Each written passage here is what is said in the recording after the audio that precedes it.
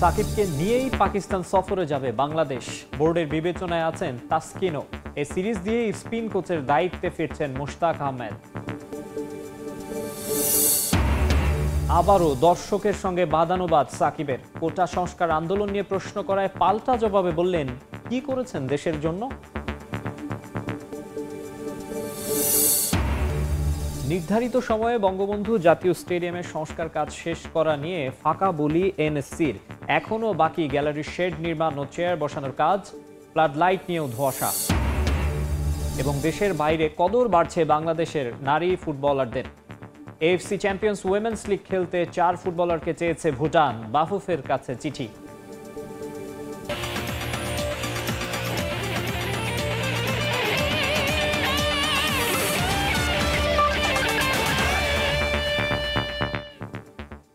দেখছিলেন শিরোনাম। খেলার খবরে যাওয়ার আগে শোকাবহ আগস্টের খবর। আগস্টের প্রথম প্রহরে রাজধানীর ধানমন্ডি 32 নম্বরে মোমবাতি প্রজ্বলন কর্মসূচির আয়োজন করা হয়েছে। সেই খবর জানাতে সরাসরি যাচ্ছি সহকর্মী নিবিড় সাহার কাছে। 11:59 পেরিয়ে রাত 12টা এবং অর্থাৎ শুরু হলো শোকের মাস আগস্ট। এবং এরই মধ্যে আমরা দেখেছি যে আসলে ধানমন্ডির 32 নম্বরে যে বঙ্গবন্ধুর বাড়ি রয়েছে তার বাইরে কিন্তু যে আসলে যে বঙ্গবন্ধু পরিষদের আয়োজনে কিন্তু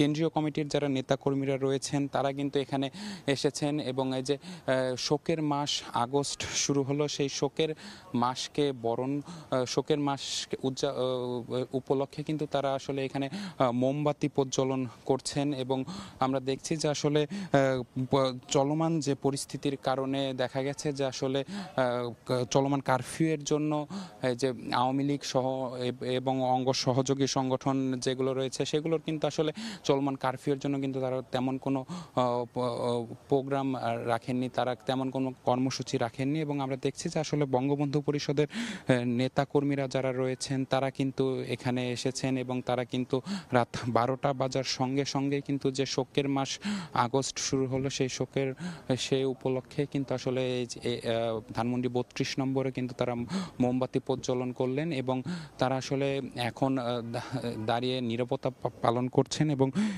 বঙ্গবন্ধু শেখ মুজিবুর রহমানের প্রতি তাদের যে শ্রদ্ধা এবং শোকের মাসে যে 15ই আগস্ট যে ভয়াল রাতে সপরিবারে বঙ্গবন্ধুকে হত্যা করা হয়েছিল, সেই মাসের শুরুর দিনে কিন্তু আসলে যে বঙ্গবন্ধু শেখ মুজিবুর রহমান এবং তার পুরো পরিবারকে কিন্তু তারা স্মরণ করছেন।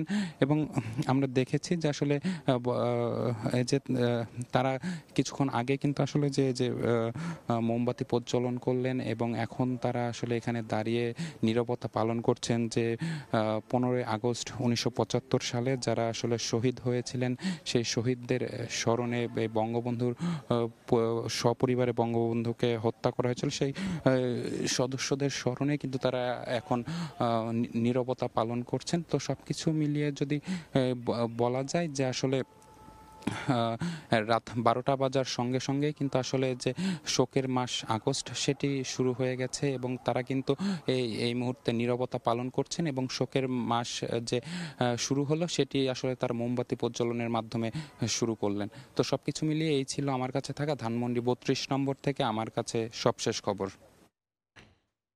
শোকাবহ আগস্টের প্রথম প্রহরে মোমবাতি প্রজ্বলন কর্মসূচির খবর জানাতে আমরা যুক্ত হয়েছিলাম রাজধানীর ধানমন্ডিতে।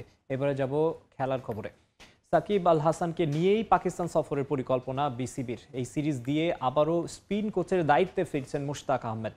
যদিও তার সঙ্গে আপাতত চুক্তি শুধু পাকিস্তান সিরিজে, জানিয়েছেন cricket operations chairman Jalal Yunus. এদিকে টি-20 বিশ্বকাপ পারফরম্যান্সের প্রতিবেদন নিয়ে বোর্ড সভাপতির সঙ্গে কথা বলে বিস্তারিত জানানোর আশ্বাস দিয়েছেন তিনি। কোনো বৈশ্বিক আসর শেষ হলেই দলের পারফরমেন্স বিশ্লেষণ নিয়ে টিম ম্যানেজমেন্ট রিপোর্ট জমা দেয় বোর্ডে, যার প্রেক্ষিতে আসরে নিজেদের ভুলগুলো শুধরে নতুন পরিকল্পনার পথ খোঁজার কথা সংশ্লিষ্টদের। তবে আদতে কি আলোর মুখ দেখতে পায় সেই রিপোর্ট?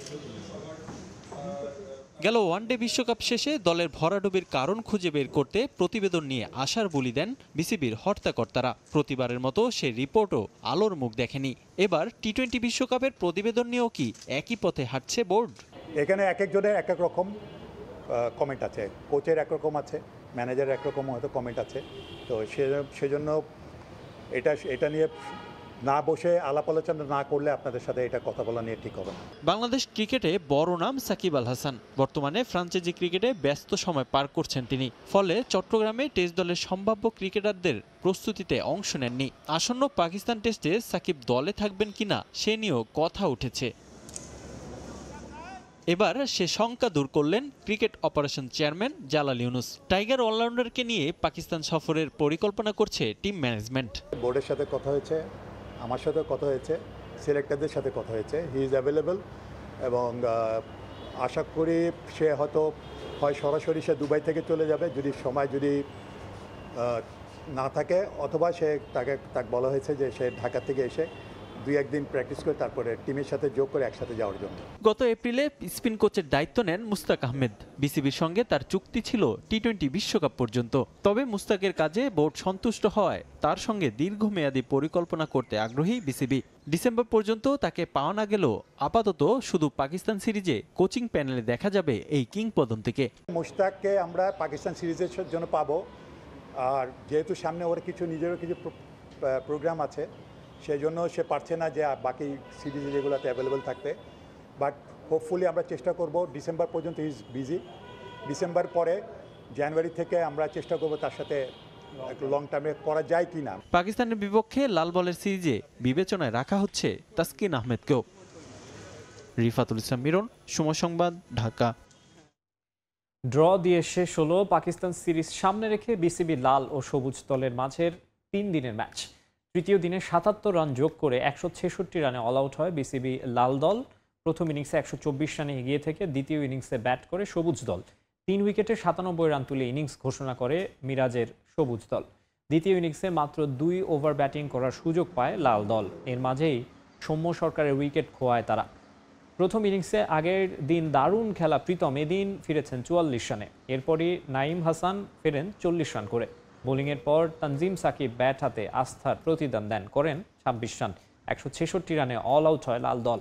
124 রানে এগিয়ে থেকে দ্বিতীয় ইনিংসে 97 রান যোগ করে ইনিংস ঘোষণা করেন মেহেদী মিরাজ। নাঈম শেখ 39 ও জাকের আলী করেন 34 রান। 222 রানের টার্গেটে ব্যাট করতে নেমে মাত্র 2 রান সংগ্রহ করতেই শেষ হয় তৃতীয় দিনের খেলা। ফলে ড্র মেনেই মাঠ ছাড়েন ক্রিকেটাররা।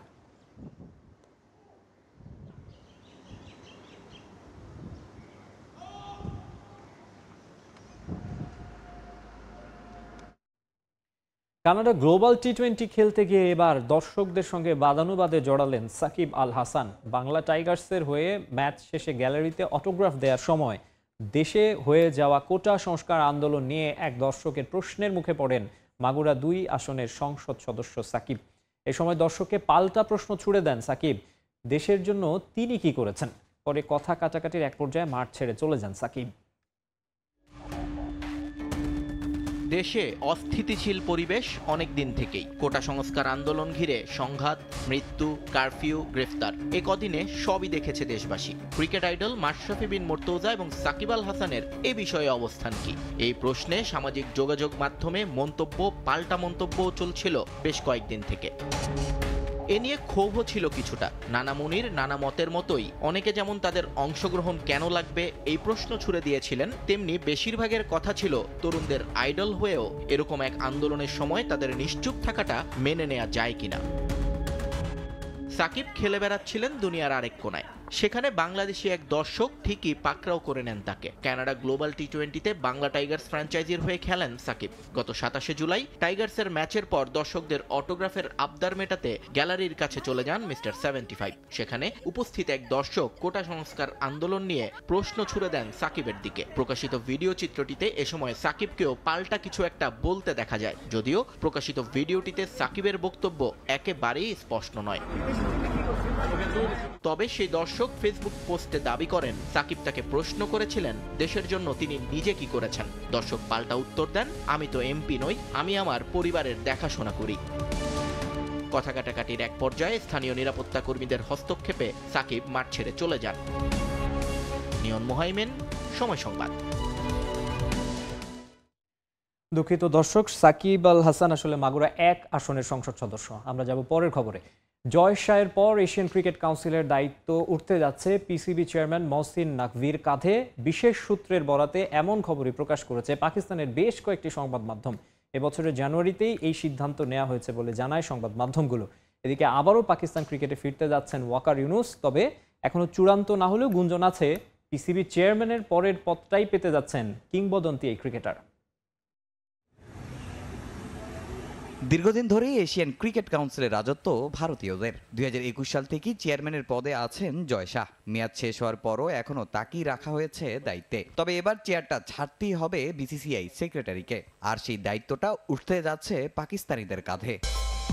2024 সালের জানুয়ারিতে এশিয়ান ক্রিকেট কাউন্সিলে মেয়াদ শেষ হয় জয় শাহর। তবে নতুন দায়িত্ব কাকে দেয়া হবে তা নিয়ে কোনো সিদ্ধান্তে না আসায় 2025-এর জানুয়ারি পর্যন্ত বাড়ানো হয় তার মেয়াদ। তখনই ধারণা করা হয়েছিল পাকিস্তান ক্রিকেট বোর্ডের চেয়ারম্যান মহসিন নাকভি পাবেন এই গুরু দায়িত্ব। তবে কোনো অজানা কারণে দায়িত্ব পাননি নাকভি। তবে নতুন করে আবারও তার নাম শোনা যাচ্ছে। ভারতীয় সংবাদ মাধ্যমের খবর, এবার আইসিসির চেয়ারম্যান পদের জন্য লড়বেন জয় শাহ, যার পর থেকেই সবার আলোচনায় কে হবেন পরবর্তী এসিসির চেয়ারম্যান। যেখানে অনেকের নাম আসলেও পাকিস্তানি গণমাধ্যম বলছে এবার দায়িত্ব পেতে যাচ্ছেন মহসিন নাকভি। এসিসির বিশেষ সূত্রের বরাতে এমন খবর প্রকাশ করেন তারা। পিসিবি থেকে সবশেষ এহসান মানি এসিসির চেয়ারম্যানের দায়িত্ব পালন করেছিলেন। এদিকে দীর্ঘদিন ধরেই খুব বাজে সময়ের মধ্য দিয়ে যাচ্ছে পাকিস্তান দল। সবশেষ টি-20 বিশ্বকাপের গ্রুপ পর্ব থেকে বিদায় নেয়ার পর শুরু হয় সমালোচনার ঝড়। বাবর রিজওয়ানদের সমালোচনা করতে ছাড়েননি সাবেকরাও। এরপর থেকেই পরিবর্তনের ডাক ওঠে পাকিস্তান ক্রিকেটে। ওয়াকার ওয়াসিমদের মতো বিশ্বের অনেক কিংবদন্তি ক্রিকেটারের জন্ম দিয়েছে পাকিস্তান। তবে পিসিবির বর্তমান কমিটিতে কোনো দায়িত্বই নেই সাবেক তারকারা, জানিয়ে দেশটিতে হচ্ছে বিস্তর সমালোচনা। পাকিস্তানের গণমাধ্যমের খবর, এবার বড় এক দায়িত্বে আসতে যাচ্ছেন কিংবদন্তি ক্রিকেটার ওয়াকার ইউনুস। সম্প্রতি বোর্ড চেয়ারম্যানের সঙ্গে বৈঠকও করেছেন তিনি। তবে কোন পদে নিযুক্ত হবেন ওয়াকার তা নিয়ে রয়েছে ধোঁয়াশা। এর আগে একবার জাতীয় দলের কোচ হয়ে আসলো পিসিবির সূত্রের খবর, এবার ক্রিকেট ডিরেক্টর হিসেবে নিযুক্ত হতে পারেন তিনি। জাতীয় দল, ঘরোয়া লীগ সহ পিসিবির ক্রিকেট সংক্রান্ত সবকিছুর দায়িত্ব থাকবে তার কাঁধে। কোচ এবং নির্বাচকদের সঙ্গেও কাজ করবেন ওয়াকার। মোট কথা, চেয়ারম্যান নাকভির পরেই বোর্ডে থাকবে তার অবস্থান। 52 বছর বয়সী ওয়াকার পাকিস্তানের হয়ে খেলেছেন মোট 87 টেস্ট, 262টি ওয়ানডে। দীর্ঘদিন দায়িত্ব পালন করেছেন অধিনায়ক হিসাবেও। তামিম হোসেন, সময় সংবাদ। প্যারিস অলিম্পিকের খবর। অনেক আশা থাকলেও আর্চারিতেও শেষ পর্যন্ত ব্যর্থতাই সঙ্গী হলো। আর্চারি রিকার্ভ পুরুষ এককে ইতালির মাউরো নেসপলির কাছে 6-0 পয়েন্টে হেরেছেন বাংলাদেশের সাগর ইসলাম। প্যারিস থেকে শিক্ষা নিয়ে পরবর্তীতে দেশের হয়ে ভালো করতে চান সাগর। ফ্রান্সের প্যারিস থেকে এস.এম. ইকবালের রিপোর্ট। এই ওয়ার্ল্ড বেস্ট প্লেয়ারদের সাথে খেলাকে কত লোক খেলতে বানাচ্ছে, কেউ খেলে। এ যেন শুধুই সান্ত্বনা। প্যারিস অলিম্পিকের শেফট মিশন হয়তো সাগরকে বোঝানোর চেষ্টা করছেন এখানেই শেষ নয়। তবে বাস্তবতা হলো তার ব্যর্থতার মধ্য দিয়ে আক্ষরিক অর্থেই প্যারিস অলিম্পিকের সব সম্ভাবনা যে আমি যদি নর্মাল খেলাটা খেলতে পারি তাহলে হয়তো অ্যাটলিস্ট একটা ফাইট দিতে পারবো বা ভালো কিছু করতে পারবো। সো ওই টেন্ডেন্সিটাই ছিল, টুকু দিয়ে চেষ্টা করছি, বাট কোনো কারণে হয় না। ইনশাল্লাহ এখানে থেমে থাকবো না, নিজেকে আরও স্ট্রংভাবে তৈরি করার চেষ্টা করবো এবং সামনের গুলোতে ভালো করার চেষ্টা করবো ইনশাল্লাহ। আমি এখানে নিজের চিন্তা করতেছি না যে সব শেষ। আমি চিন্তা করতেছি এখান থেকে শিখে আমি পরবর্তীতে আমি আরো কিভাবে নিজেকে স্ট্রং করতে পারি। 5 সেটের খেলা হলেও প্রথম 3 সেট হেরে যাওয়ায় লম্বা হয়নি ম্যাচের দৈর্ঘ্য। টোকিওর পর প্যারিসেও ব্যর্থ হলো আর্চারির কোটা প্লেস। কোটা প্লেস পেয়ে আসলেও ব্যর্থতার পরিচয় দিলেন সাগর ইসলাম। মাউরো নেসপলি দেখিয়ে দিলেন অলিম্পিকের মতো মঞ্চে বাংলাদেশের অবস্থান আসলে কোথায়। ইমরানুরের একটি ইভেন্ট বাকি থাকলেও সাগরের বিদায়ের মধ্য দিয়ে আক্ষরিক অর্থেই শেষ হয়ে গেল বাংলাদেশের অলিম্পিক মিশন। ইতিহাসের পাতায় যা লেখা থাকবে আরও একটি শিক্ষা সফর হিসেবেই। প্যারিস থেকে এস.এম. ইকবাল, সময় সংবাদ, ফ্রান্স।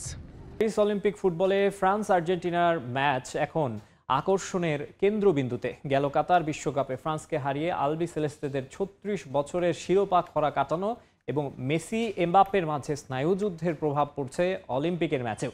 প্যারিস থেকে আরও জানাচ্ছেন এস.এম. ইকবাল। প্যারিস অলিম্পিকের যেই দলগত ইভেন্টগুলো রয়েছে এর মধ্যে এখন পর্যন্ত মোস্ট ডিমান্ডিং ম্যাচ হয়ে উঠেছে আর্জেন্টিনা এবং ফ্রান্সের ফুটবল ইভেন্টের কোয়ার্টার ফাইনালের ম্যাচটি। কেন আর্জেন্টিনা এবং ফ্রান্সের ম্যাচটি হুট করে মোস্ট ডিমান্ডিং হয়ে উঠল। এর কারণ খুঁজতে অবশ্য খুব বেশি ব্যাখ্যা করার প্রয়োজন নেই, কারণ 6 বছর ধরে যারা হচ্ছে আর্জেন্টিনা এবং ফ্রান্স ফুটবলের খোঁজ খবর রেখেছেন তারা খুব ভালো করেই মেলাতে পারবেন সমীকরণটা। সাম্প্রতিক সময়ে আর্জেন্টিনা এবং ফ্রান্সের ম্যাচটাকে যে কোনো কম্পিটিশনে যে কোনো পর্যায়ে একটু আলাদাভাবে দেখা হচ্ছে, স্পেশালি 2022 বিশ্বকাপের পর থেকে। লিওনেল মেসিকে মাথা নিচু করে চলে আসতে হয়েছিল রাশিয়া বিশ্বকাপ থেকে, যেখানে হচ্ছে কিলিয়ান এমবাপ্পের একক আধিপত্য ছিল, এবং তখন থেকেই কিন্তু ইউরোপিয়ান মিডিয়া বা বিভিন্ন মিডিয়াতে একটা তর্ক জুড়ে দেওয়া হয়, তাহলে কি লিওনেল মেসির যে মসনদ, লিওনেল মেসি এতদিন ধরে যে ফুটবল বিশ্বে রাজত্ব করছেন সেখানে কি কিলিয়ান এমবাপ্পে ভাগ বসাতে চলেছেন? এরকম একটা আলোচনা, সমালোচনা, গুঞ্জন, এরকম একটা বিষয় কিন্তু মিডিয়া তখন তোলা শুরু করলো। ওই যে আর্জেন্টিনা এবং ফ্রান্সের ফুটবলের মধ্যে একটু তিক্ততা কিন্তু সেখান থেকেই শুরু হলো। প্যারিস অলিম্পিকের কোয়ার্টার ফাইনালেই দেখা হয়ে যাচ্ছে এই দুই দলের। ধরা হচ্ছে এবার প্যারিস অলিম্পিকের স্বর্ণপদক জয় করবে ফ্রান্স ফুটবল ইভেন্টে, কারণ তাদের দলটা এতটাই গোছালো, এতটাই কম্প্যাক্ট, সেই সম্ভাবনা তাদের আছে। আর্জেন্টিনার অলিম্পিকটা খুব ভালোভাবে শুরু হয়নি, তবে তারা কামব্যাক করে ঠিকই কোয়ার্টার ফাইনালে জায়গা করেছে, কিন্তু গ্রুপ চ্যাম্পিয়ন হতে পারেনি, তাই শীর্ষ 8এই দেখা হয়ে যাচ্ছে দুই দলের মাঝে। এখন সিনিয়রদের মাঝে যে সম্পর্কের তিক্ততা, সেটার প্রভাব তো অবশ্যই জুনিয়রদের মধ্যে কিছু না হলেও পড়েছে। আর তাই এই ম্যাচকে ঘিরে ঠিক এই মুহূর্তে প্যারিসে তথা ফ্রান্সে বাড়তি উত্তেজনা, বাড়তি উত্তাপ। এস এম ইকবাল, সময় সংবাদ, প্যারিস। নির্ধারিত সময়ে বঙ্গবন্ধু জাতীয় স্টেডিয়ামের সংস্কার কাজ শেষ করতে চায় জাতীয় ক্রীড়া পরিষদ, যদিও এখনও শেষ হয়নি গ্যালারির শেড নির্মাণ ও চেয়ার বসানোর কাজ। ফ্লাড লাইট নিয়েও আছে ধোঁয়াশা, তৈরি হয়নি প্রেস বক্সও। তবে প্রকল্প পরিচালকের দাবি নভেম্বরেই শেষ হবে সংস্কার কাজ। হাতে বাকি আর মাত্র 5 মাস, এরপর বঙ্গবন্ধু জাতীয় স্টেডিয়াম বাংলাদেশ ফুটবল ফেডারেশনকে বুঝিয়ে দেবে জাতীয় ক্রীড়া পরিষদ। তবে এখনো বাকি বিস্তর কাজ। জায়ান্ট স্ক্রিন বসলেও শেষ হয়নি শেড নির্মাণ, ফ্লাডলাইট, গ্যালারি ও প্রেস বক্সের কাজ। বর্তমান যুব ও ক্রীড়ামন্ত্রীর দায়িত্ব নেওয়ার পর থেকেই পুরোদমে চলছে স্টেডিয়াম সংস্কার কাজ। প্রতিনিয়তই প্রকল্প পরিচালকের কাছ থেকে স্টেডিয়ামের সংস্কার কাজের খোঁজ খবর নিচ্ছেন যুব ও ক্রীড়ামন্ত্রী নাজমুল হাসান পাপন। আর নভেম্বরের মাঝে স্টেডিয়াম পুরোপুরি প্রস্তুত হয়ে যাবে বলে প্রত্যাশা বঙ্গবন্ধু স্টেডিয়ামের প্রকল্প পরিচালকের। আমাদের সকল টেন্ডার প্রক্রিয়া শেষ হয়েছে এবং সব কাজ অত্যন্ত দ্রুত গতিতে চলছে। আমরা 15ই অক্টোবর থেকে নভেম্বর মাসের মধ্যে আমরা কমপ্লিট করার চেষ্টায় আছি। শেষ মাস আমরা রেখেছি টুকটাক যদি কোথাও গ্যাপ থাকে সেই গ্যাপ পূরণের জন্য। এরই মধ্যে শেষ হয়েছে পশ্চিম পাশে শেড নির্মাণের কাজ। চেয়ার বসানোর জন্য প্রস্তুত করা হয়েছে সেই পাশের গ্যালারিও। জোরে সোরে চলছে পূর্ব পাশের শেড নির্মাণের কাজও। সরিয়ে ফেলা হচ্ছে পুরাতন জায়ান্ট স্ক্রিন, আর ভিআইপি গ্যালারিতে বসানো হচ্ছে চীন থেকে নিয়ে আসা নতুন চেয়ার। তবে এখনো ফ্লাড লাইট নিয়ে কাটেনি ধোঁয়াশা। প্রকল্প পরিচালকের দাবি জরুরি ভিত্তিতে জার্মানি থেকে বিশেষ ব্যবস্থায় আনা হচ্ছে ফ্লাড লাইট। প্রশস্ত করা হচ্ছে দক্ষিণ পাশের ভিআইপি গেটের রাস্তা। ফ্লাড লাইটের আপডেটের ব্যাপার হলো যে গ্রাউন্ড ওয়ার্কগুলো চলছে, ঠিকাদার কোম্পানির সাথে আলাপ করেছি। তারা বলেছে, আমি বলেছি যে কোনোভাবেই 15ই অক্টোবরের মধ্যে আমার মাল সাইটে পৌঁছতে হবে। তো ওনারা কালকে অল্টারনেটিভ আমাকে বলছে যে প্রয়োজনে আমরা বিমানে আনবো। প্রবেশপথটা খুবই কনজাস্টেড ছিল, ভিআইপি প্রবেশের জন্য অপ্রতুল বলে বিভিন্ন সময় এটা ধারণা করা হয়েছে। পরবর্তীতে আমরা আমাদের কনসালটেন্টের সাথে আলাপ করে এই গেটটা ইতিমধ্যে ভেঙে বড় করার উদ্যোগ নেওয়া হয়ে গেছে। গেল 4 বছর ধরে বঙ্গবন্ধু জাতীয় স্টেডিয়ামের সংস্কার কাজ করেও শেষ করতে পারেনি জাতীয় ক্রীড়া পরিষদ। এর মাঝে বেশ কয়েকবার বেড়েছে প্রকল্পের বাজেট। ফাহিম ইসলাম, সময় সংবাদ। এএফসি চ্যাম্পিয়ন্স উইমেন্স লিগ খেলার জন্য বাংলাদেশের 4 নারী ফুটবলারকে চেয়েছে ভুটানের ক্লাব রয়্যাল থিম্পু কলেজ। বাফুফের সূত্র জানিয়েছে, ফুটবলার পেতে এরই মধ্যে ফেডারেশনের কাছে চিঠি পাঠিয়েছে ক্লাবটি। নারী ফুটবল দলের অধিনায়ক সাবিনা খাতুন ছাড়াও ডাক পেয়েছেন মারিয়া মান্ডা, মনিকা ও ঋতুপর্ণা চাকমা। সুযোগ থাকা সত্ত্বেও এএফসি ওমেন্স চ্যাম্পিয়ন্স লিগ খেলা হচ্ছে না বাংলাদেশের কোনো ক্লাবের। টুর্নামেন্টে অংশগ্রহণের জন্য এএফসি থেকে প্রস্তাব এলেও তাতে আগ্রহ দেখায়নি বাংলাদেশ ফুটবল ফেডারেশন। নিয়ম অনুযায়ী এএফসির টুর্নামেন্ট খেলতে হলে ক্লাবগুলোর বাধ্যতামূলক থাকতে হবে এএফসির ক্লাব লাইসেন্স, আর তা না থাকায় বাংলাদেশ থেকে কোনো ক্লাবের নাম পাঠায়নি বাফুফে। অথচ বাংলাদেশ ফুটবল থেকে অনেক পিছিয়ে থাকা ভুটানের ক্লাব খেলছে এএফসি ওমেন চ্যাম্পিয়ন্স লিগে। প্রথমবারের মতো আয়োজিত হওয়া এই টুর্নামেন্টে ড্রাগনের দেশের হয়ে অংশ নিচ্ছে রয়্যাল থিম্পু কলেজ। আর এই ক্লাবটির সুবাদে এএফসি ওমেন্স চ্যাম্পিয়ন্স লিগে খেলার সুযোগ পাচ্ছে বাংলাদেশের 4 ফুটবলার। আসন্ন এফসি নারী চ্যাম্পিয়ন্স লিগের জন্য বাফুফের কাছ থেকে 4 নারী ফুটবলারকে চেয়েছে রয়্যাল থিম্পু কলেজ। 4 মধ্যে আছেন অধিনায়ক সাবিনা খাতুন, মারিয়া মান্ডা, মনিকা চাকমা ও ঋতুপর্ণা চাকমা। সম্প্রতি ভুটান সফরে দুর্দান্ত পারফরমেন্স করে ক্লাবের নজর কেড়েছেন তারা। এরই মধ্যে বাফুফের কাছে অফিসিয়াল চিঠিও পাঠিয়েছে রয়্যাল থিম্পু কলেজ। সময় স্বল্পতার জন্য দ্রুতই ফুটবলার দলে ফেরানোর কাজটি শেষ করতে চায় ক্লাবটি। আর বাফুফের থেকে সবুজ সংকেত মিললে এএফসির টুর্নামেন্ট খেলার স্বপ্ন সত্যি হবে সাবিনাদের। সাফের আগে এমন একটা টুর্নামেন্ট খেলার অভিজ্ঞতা নিশ্চিতভাবেই সাফে এগিয়ে রাখবে সাবিনা মারিয়াদের। ফাহিম ইসলাম। আবারও স্বাগত খেলার সময়। আবারও অলিম্পিক প্রসঙ্গ। প্যারিস অলিম্পিকে খাবারের মান ও পরিমাণ নিয়ে নানা অভিযোগের পর এবার জোড়া তালি দিয়ে সমস্যার সমাধান করেছে আয়োজক ফ্রান্স। গেম ভিলেজে খাবারের পর্যাপ্ত ব্যবস্থা না থাকায় বাইরে থেকে খাবার সরবরাহ করছে আয়োজকরা। অ্যাথলিটদের প্রোটিনের ঘাটতি পূরণের জন্য নেওয়া হয়েছে বিকল্প ব্যবস্থা। এদিকে বিষয়টি নিয়ে মিশ্র প্রতিক্রিয়া দেখা গেছে খেলোয়াড় এবং ফিটনেস ট্রেনারদের মধ্যে। এবারের অলিম্পিক নিয়ে সমালোচনা যেন থামছেই না। প্রথমে উদ্বোধনী অনুষ্ঠানে দক্ষিণ কোরিয়ার নাম ভুল করা, এরপর এক দেশের জাতীয় সঙ্গীতের জায়গায় অন্য দেশে জাতীয় সঙ্গীত চালানো, অলিম্পিকে কোচের মৃত্যু, সেইন নদীতে দূষণের কারণে অনুশীলন ইভেন্ট বাতিলের সঙ্গে খাবার নিয়ে অভিযোগে ভিন্ন মাত্রায় এবার সমালোচনা হচ্ছে আয়োজক দেশ নিয়ে।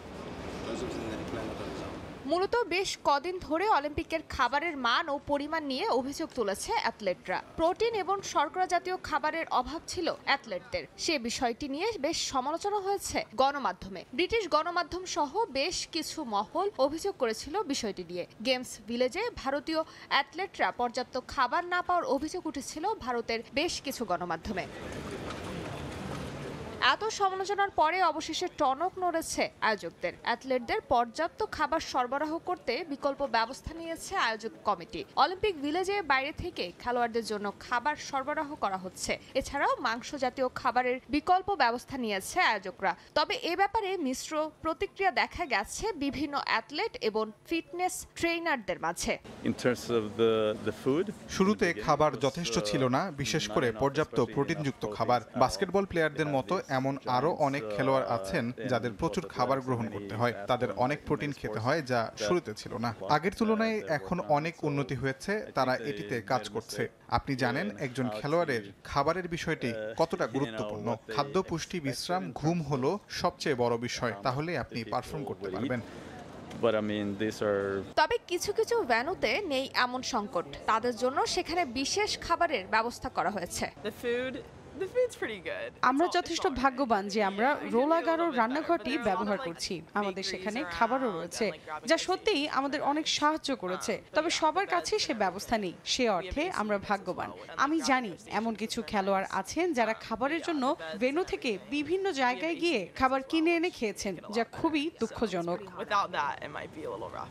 অলিম্পিক ভিলেজে 15,000 খেলোয়াড়কে প্রতিদিন খাবার সরবরাহ করছে আয়োজকরা। তবে কিছু অ্যাথলেট আরও প্রোটিন সমৃদ্ধ খাবারের জন্য আবেদন করেছিলেন, যা শুরুতে সরবরাহ করতে পারেনি আয়োজক কমিটি। তবে এবার আগের চেয়ে পরিস্থিতির উন্নতি হয়েছে বলে মনে করছেন অনেকে।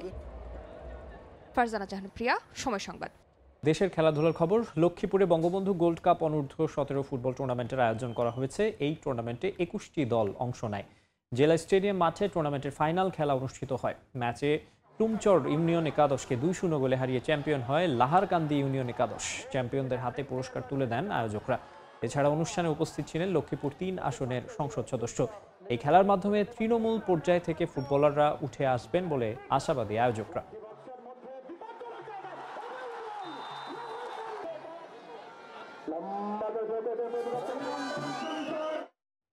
এদিকে জয়পুরহাটে আন্তঃথানা নারী ও পুরুষ কাবাডি প্রতিযোগিতার আয়োজন করা হয়েছে। জয়পুরহাট পুলিশ লাইন্স মাঠে বেলুন উড়িয়ে এই প্রতিযোগিতার উদ্বোধন করেন আয়োজকরা। উদ্বোধনী ম্যাচে আক্কেলপুর থানা পুরুষ দল 38-2 পয়েন্টে কালাই থানা পুরুষ দলকে হারায়। জেলা পুলিশের আয়োজনে এবং জেলা ক্রীড়া সংস্থার সহযোগিতায় উদ্বোধনী ম্যাচে 5 বিবি থানা নারী দল 33-8 পয়েন্টে খেতলাল থানা নারী দলকে হারিয়ে মাঠ ছাড়ে। জেলার 5 থানার 10টি দলকে নিয়ে বৃহস্পতিবার অনুষ্ঠিত হবে প্রতিযোগিতার ফাইনাল ম্যাচ। বর্তমান সময়ে তরুণ সমাজকে মাদক, বাল্যবিবাহ, নানাবিধ অপরাধ থেকে মুক্ত রাখতে এমন আয়োজন করা হয়েছে বলে জানিয়েছেন আয়োজকরা। এ পর্যায়ে খেলার সময় শীর্ষ সংবাদ জানিয়ে দিচ্ছে আরেকবার। সাকিবকে নিয়েই পাকিস্তান সফরে যাবে বাংলাদেশ। বোর্ডের বিবেচনায় আছেন তাসকিনও। এই সিরিজ দিয়ে স্পিন কোচের দায়িত্বে ফিরছেন মুশতাক আহমেদ। এবং দেশের বাইরে কদর বাড়ছে বাংলাদেশের নারী ফুটবলারদের। এএফসি চ্যাম্পিয়ন্স উইমেন্স লিগ খেলতে 4 ফুটবলারকে চেয়েছে ভুটান। বাফুফের কাছে চিঠি।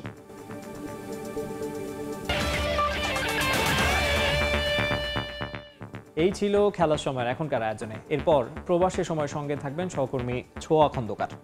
ধন্যবাদ মাকসুদ। প্রবাসের সময় নিয়ে ফিরছি কিছুক্ষণ পর, সঙ্গেই থাকুন সময়।